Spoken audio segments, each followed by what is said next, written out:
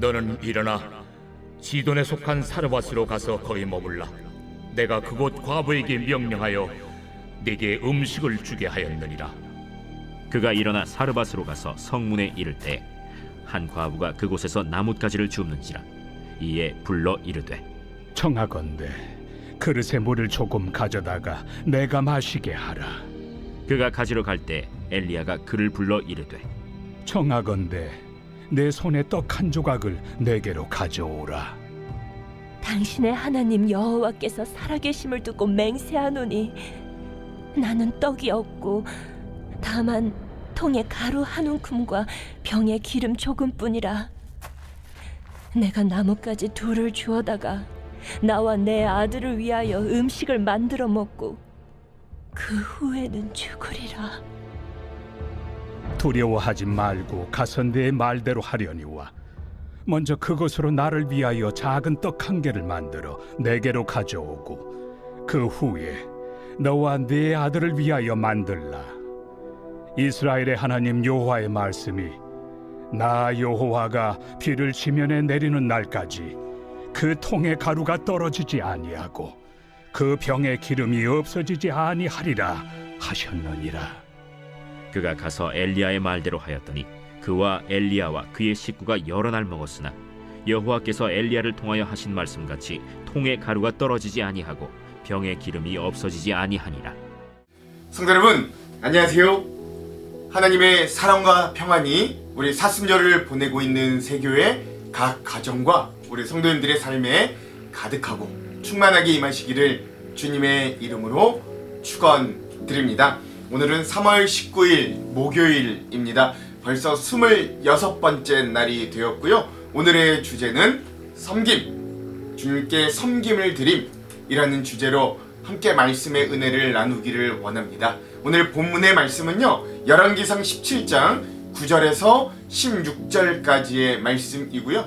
사르밧 과부와 엘리야의 이야기로 함께 나눠보려고 합니다. 오늘 이 말씀의 배경은 북이스라엘입니다.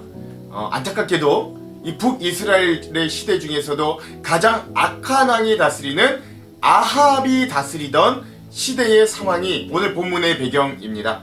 결국 하나님은 그렇게 악한 왕 아합왕의 시대를 가만히 두고 보지 못하셨고 엘리야 선지자를 통해 이 북이스라엘에 3년하고도 6개월이라고 하는 극심한 가뭄과 흉년이 들도록 하셨습니다. 여기에 하나님의 심판의 도구를 우리가 좀 잘 살펴볼 필요가 있는데요. 하나님은 아합왕이 하나님 대신에 섬겼던 바알과 아스타롯, 즉 그 바알과 아스타롯이 하나님을 대신해 자기에게 비를 내려주어 자기에게 풍요를 가져다 줄 거라고 믿었던 그 바알, 그래서 그 바알이 내려줄 거라고 믿었던 비를 하나님이 막으심으로 바알 신앙이 무력해지도록 비를 끊으시고 북이스라엘 전 지역에 극심한 가뭄과 흉년을 주심으로 그들의 풍요가 오히려 끊어지게 하셨던 이 상황이었다는 것도 중요합니다. 이런 아합왕과 북이스라엘이 처한 극심한 가뭄과 흉년은 이들의 생명을 위협하고 이들의 삶이 극심한 고통과 눈물이 가득 차도록 만들었던 하나님의 명징한 징계였다라고 할 수 있지요. 이게 바로 이들이 지금 처해 있는 현실이었습니다. 이 당시 북이스라엘의 극심한 가뭄을 예언하였던 이 오늘의 주인공이자 또 오늘 선지자였던 엘리야 선지자 본인도 하나님께서 하라고 하셔서 본인의 입으로 가뭄을 예언하였고 그 예언대로 하나님이 이 북이스라엘의 극심한 가뭄을 내리시자 그 땅에 함께 살고 있는 엘리야 본인도 그 하나님의 징계의 공동 피해자가 될 수밖에 없었습니다. 그리고 왕 앞에서 하나님의 심판을 가감없이 전했다는 이유로 그는 아합왕에게 쫓기는 인생이 될 수밖에 없었습니다. 그는 도망자가 되어 여기저기 이 산지 저 산지 저기 시냇가 동굴 이렇게 도망다니는 인생이 되었죠. 이런 엘리야의 숙명이 오늘 예수 그리스도를 영접하고 믿음에도 여전히 이 세상, 이 죄 많은 세상 가운데 저 세상 사람들과 똑같이 고난받고 수많은 문제와 시험 가운데 똑같이 어려움 가운데 살아가는 우리 그리스도인들의 숙명이 마치 엘리야의 모습과 닮아 있기도 합니다. 그런데 하나님은 그런 엘리야 선지자에게 이해되지 않는 해결책 하나를 이렇게 제시해 주시는데요. 그게 무엇인지 한번 살펴봅시다. 다 같이 오늘 본문 중에 9절의 말씀을 한번 같이 읽어볼게요. 시작. 너는 일어나 시돈에 속한 사르밧으로 가서 거기 머물라. 내가 그곳 과부에게 명령하여 내게 음식을 주게 하였느니라. 아멘. 그렇습니다. 사실 하나님께서 아합 왕을 피해서 엘리야에게 마른 시내를 떠나 다시금 가라 라고 하셨던 곳은 시돈 지방에, 그것도 과부의 집, 사르밧이라는 동네에 과부의 집에 가라고 하셨던 거죠. 그러면 시돈 지방의 사르밧이라는 동네는 어떤 곳이냐? 아합 왕을 가장 악한 왕으로 타락시켰던 그 장본인 중에 장본인, 시대의 악녀 왕비인 이세벨의 고향이 바로 시돈 땅 사르밧이었다는 사실입니다. 예, 그러니까 바알 숭배의 본거지다라고도 할 수 있는 곳이죠, 이 당시. 또한 하나님은 그곳에서 유력한 사람의 도움을 받으라는 것도 아니라 한 과부를 찾아가서 그에게 음식을 얻어 먹으라고 지금 명령하고 계신 거예요. 사실 이 당시 이 이스라엘 사람들은 이방인에게 자기의 생계를 의탁하는 상황을 굉장한 수치로 여겼다고 합니다. 이방인 하면 아주 질색하는 게 이스라엘 백성들이잖아요. 근데 더 큰 문제는 하나님께서 선지자 엘리야에게 참으로 인간으로서는 하지 못할 명령을 계속 요구하신다는 거예요.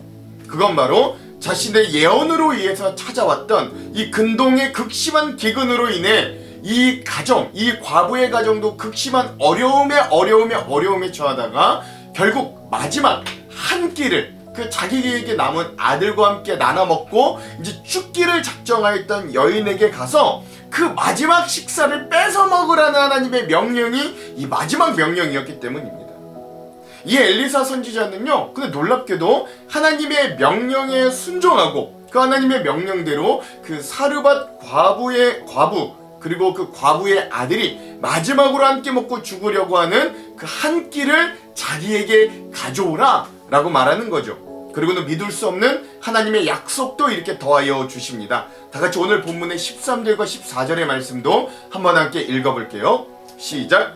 엘리야가 그에게 이르되 두려워하지 말고 가서 내 말대로 하려니와 먼저 그것으로 나를 위하여 작은 떡 한 개를 만들어 내게로 가져오고 그 후에 너와 내 아들을 위하여 만들라.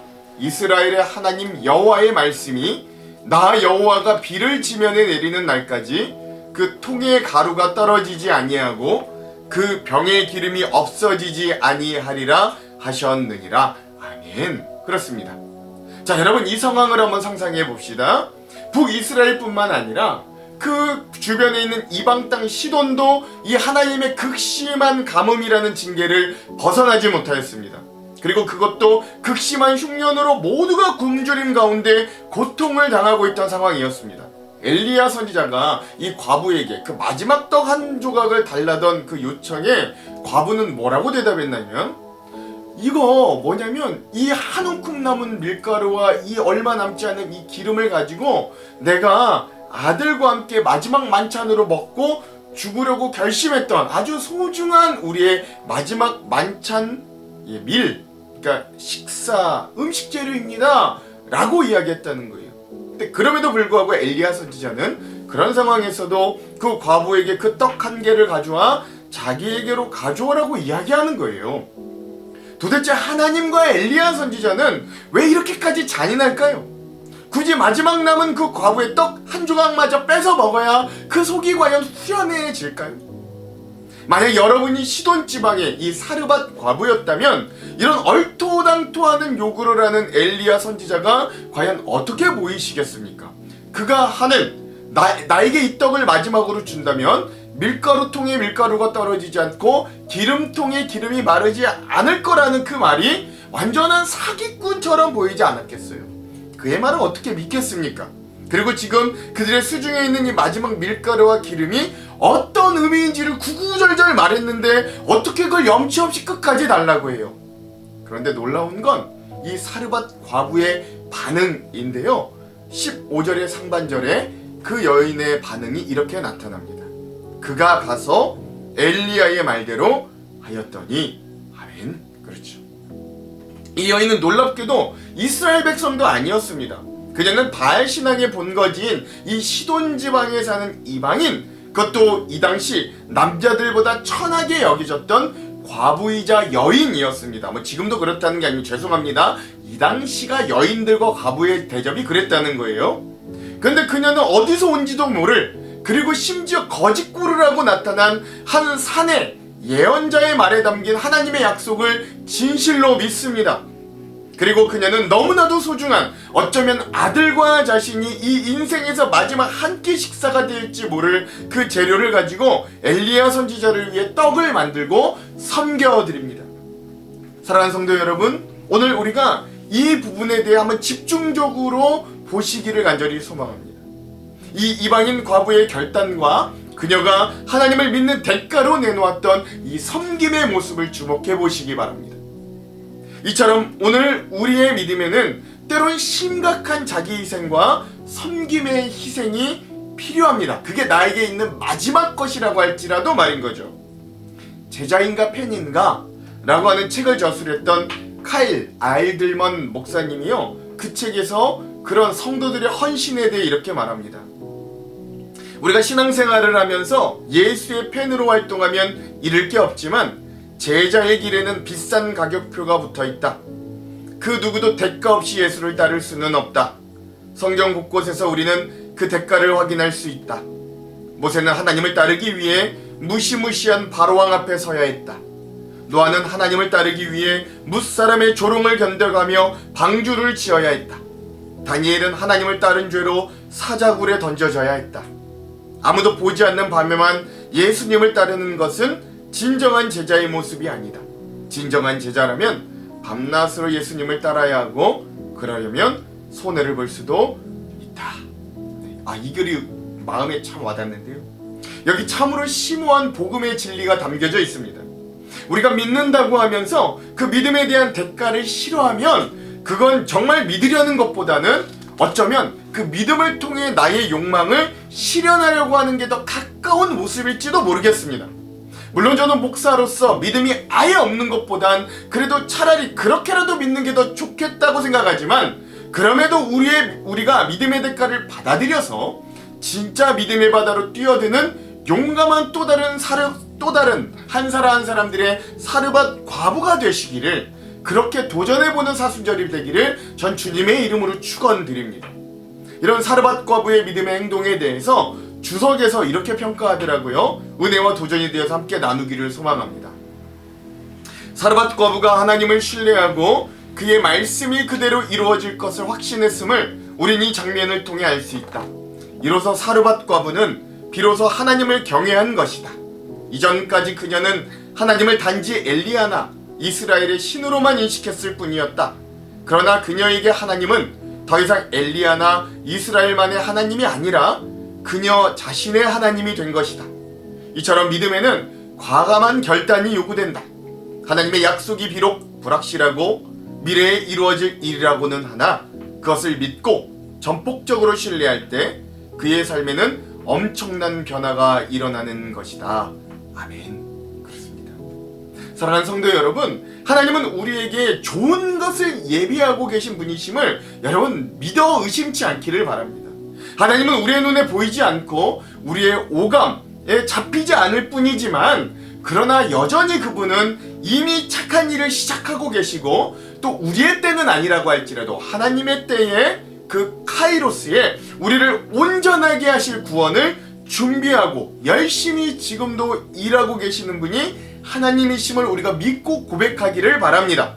그리고 그렇게 주님을 온전히 신뢰하고 나아가는 자들에게 하나님은 반드시 손을 놓고 계시지 않으시고 놀라운 일들을 해주시는데요. 오늘 본문의 하이라이트, 우리 15절에서 16절, 그 일이 어떤 일인가 한번 살펴봅시다. 다 같이 한번 읽어볼게요. 시작. 그가 가서 엘리야의 말대로 하였더니 그와 엘리야와 그의 식구가 여러 날 먹었으나 여호와께서 엘리야를 통하여 하신 말씀같이 통의 가루가 떨어지지 아니하고 병의 기름이 없어지지 아니하니라. 아멘. 그렇습니다. 하나님은 사르밧 과부의 섬김을 굉장히 귀하게 여겨주셨습니다.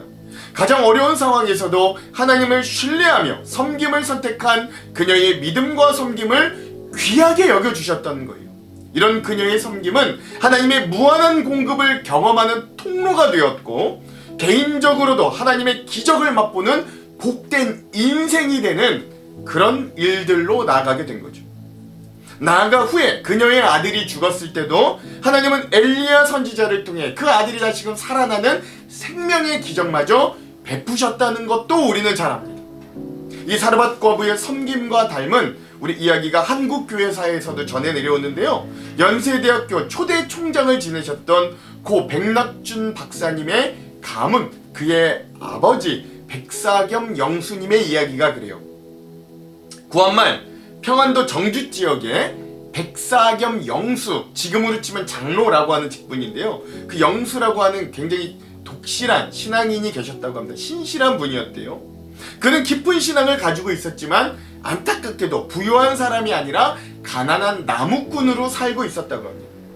당시 조선은 흉년이 들어 삶이 매우 어려운 시기였는데 먹고 사는 것조차 굉장히 힘든 형편이었다 그래요.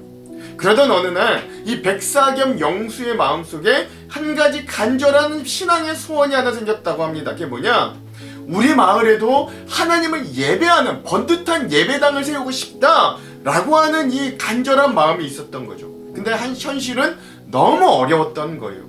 그에게 뭐 돈도 없고 재산도 없었습니다. 그때 그의 눈에 집에 남아있는 놋그릇 몇 개가 그 눈에 들어왔다 그래요.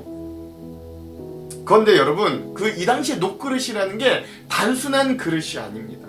그 시대 놋그릇은 집안의 마지막 재산이었고 자녀들의 혼수로 남겨두는 물건이기도 했고 비상시에는 팔아서 생계를 이어가는 마지막 보루 같은 그릇이었다 그래요. 놋그릇이.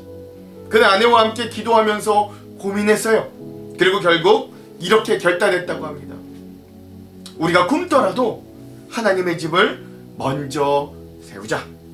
그리고 그렇게 해서 그들은 집안의 마지막 재산이었던 놋그릇을 팔아서 교회를 짓는 건축 헌금으로 결국 드리게 되었다 그래요. 사르밧 과부가 마지막 가루와 기름으로 떡을 만들어 하나님께, 엘리야에게 드렸던 것처럼 그들도 마지막 제사를 하나님께 이렇게 드린 거죠. 그 이후에 하나님은 그 가면을 놀랍도록 사용하셨다고 하는데요. 그의 아들 백사겸 영수님의 아들인 백낙준은 하나님의 은혜 가운데 공부를 하게 되었고 한국인 최초로 미국의 명문대인 예일대에서 박사학위를 딴 사람이 되었다고 합니다. 그리고 훗날 한국 교육계의 큰 지도자가 되었는데요. 지금 연세대학교라고 우리가 알고 있는 그게 원래 연희대학교였는데 연희대학교의 초대 총장을 맡게 되었고 대한민국 문교부 장관, 또 한국 기독교 역사학자 등 엄청난 업적을 이뤄낸 교육자가 그 백사겸 영수의 아들 백낙준이 되었다고 합니다. 즉 백사겸 영수의 가장 어려울 때 하나님께 온전히 드린 이 작은 섬김이 한 사람의 인생을 넘어 한 시대를, 한 세대를 섬기는 축복의 통로와 열매로 드러나게 되었다라는 걸 우리에게 잘 알려주는 실화입니다. 이 이야기가 주는 메시지도 분명한 거죠. 하나님은 많이 가진 사람을 통해서만 역사하지 않으신다는 겁니다. 오히려 하나님은 지금 있는 것으로 먼저 드리는 섬김의 사람을 통해 일하시는 거죠. 사르밧 과부처럼 백사겸 영수처럼 가장 부족한 순간에 드리는 섬김이 하나님의 역사를 시작하게 하기도 합니다. 오늘 우리의 삶도 마찬가지입니다. 요즘 모든 상황이 힘들고 어렵겠지만 특히 경제적 위기로 힘들어하는 분들이 많지만 사르밧 과부처럼 한계의 상황에 놓였다는 절박함을 느낄 때도 많이 있지만 전쟁 때문에 기름값도 오르고 우리 너무 힘들잖아요. 그런 재정의 어려움이나 관계의 문제가 발생하면 우리는 대체로 움츠러들게 됩니다. 나눔부터 끊지요. 그렇게 돼요. 이런 상황에서 어떻게 섬길 수 있지? 오히려 내가 도움이 필요한데 내 코가 석자인데 라고 여길 수도 있습니다. 하지만 진정한 섬김은 우리의 풍요로움에서 나오는 게 아닙니다. 우리의 진짜 섬김은 하나님을 신뢰하는 데서부터 나오는 겁니다. 우리가 가진 마지막 소유까지도 하나님께 드릴 수 있을 때 하나님은 우리의 필요를 채우시는, 언제까지요? 밀가루가 마르지 않도록, 기름이 마르지 않도록 가뭄이 끝날 때까지도 우리를 책임져 주시는 그 하나님의 기적을 베푸시는 은혜의 하나님이심을 우리가 믿을 수 있어야 되는 거예요. 그뿐 아니라 사르밧 과부가 후에 아들의 부활까지도 경험했듯 우리의 섬김도 예상치 못한 하나님의 은혜를 경험하는 계기도 될 수 있다는 걸 우리가 잊어서는 안 됩니다. 세상은 우리에게 먼저 받고 나중에 주는 게 현명하다라고 이야기하지만 하나님은 우리에게 먼저 섬기고 주라고 명령하십니다. 어렵죠? 이 말씀 앞에 우린 어떻게 해야 될까요? 근데 여러분, 의외로 간단합니다. 내 상황과 조건을 따지지 말고 내가 가진 것들을 드려 하나님을 한번 섬겨보시면 됩니다. 우리가 가진 것 중에 작고 부족하더라도 하나님은 우리의 중심을 보시고 그것을 기뻐할 것이기 때문에 그렇습니다. 우리의 작은 섬김에 그리고 하나님은 배로 놀라운 것들로 풍요로움으로 공급하고 갚아주실 것입니다. 사순절은 우리를 위해 자기의 생명까지 다 내어주신 예수님의 그러한 섬김, 그래서 우리에게 놀랍고 풍성한 영생과 생명을 주신, 구원을 주신 그 주님을 묵상하는 기간입니다. 우리가 사르밧 과부처럼 한번 계산을 멈춰보고 우리의 작은 섬김과 순종을 드릴 때 하나님은 우리가 예상치 못한 하늘의 공급으로 우리의 통과 병을 가득가득 채워주실 줄 믿으시기 바랍니다. 오늘 하루 내 지갑과 시간의 지붕을 열어 하나님이 기뻐하시는 섬김의 자리로 설 수 있는 우리 온 성도들, 우리 새 교회들이 되시기를 주님의 이름으로 축원드립니다. 기도할게요.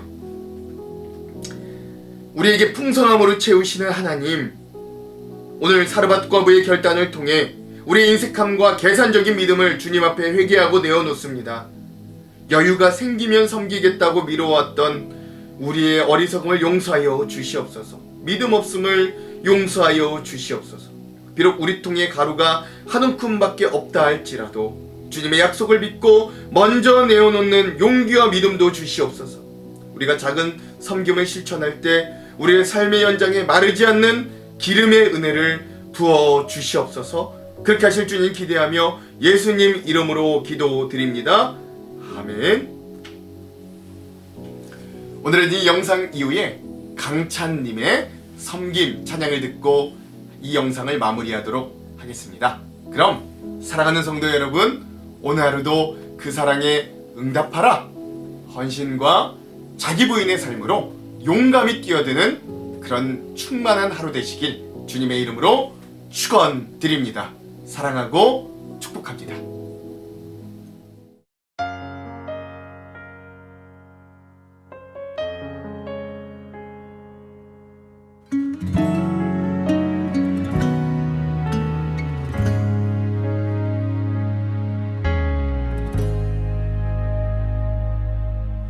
하늘의 영광을 다 버리고 낮은 이곳에 내려오신 주, 죽기까지 나를 사랑하신 그 사랑 얼마나 큰지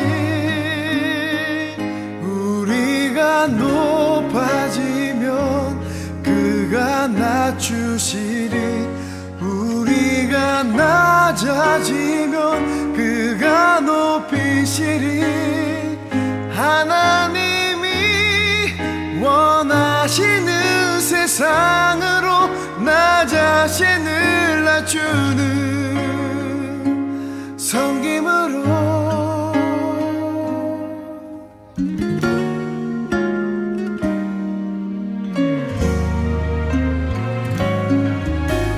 하늘의 영광을 다 버리고 낮은 이곳에 내려오신 주, 죽기까지 나를 사랑하신 그 사랑 얼마나 크지.